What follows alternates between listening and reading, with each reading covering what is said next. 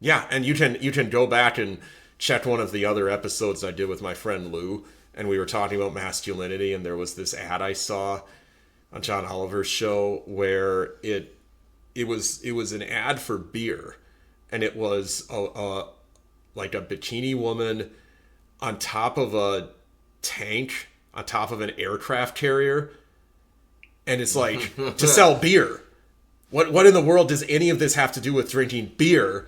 Except these are all masculine images, and it's that kind of manipulation that I think we're talking about. That once it gets, it's not great when it comes to selling physical products, but in a way, it's just the way the world works. But it's a way to get the name out there, whatever Yes. whatever beer that was, it's the eyes are going to be drawn to that at the corner store for a last minute beer run, just because someone saw that advertisement. Whether they're thinking of that in the moment where they buy it or not, it subconsciously plants something in your mind.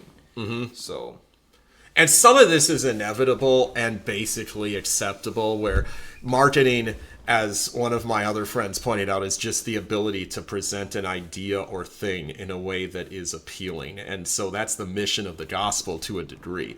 It's just that fine line between presenting the ideas well in a way that captures attention and presenting it in a way that plays on the emotions in a way Yeah. that's yeah, yeah. I guess the analogy, and I guess I'll probably I could close with this analogy, is that if you're kind of talking about sort of whether it's a church or an organization, like I guess I could call it like a religious vessel. The challenge is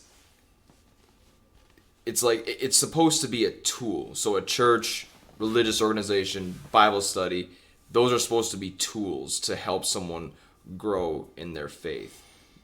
So if you're trying to build a birdhouse, you need hammer, nails, and all that.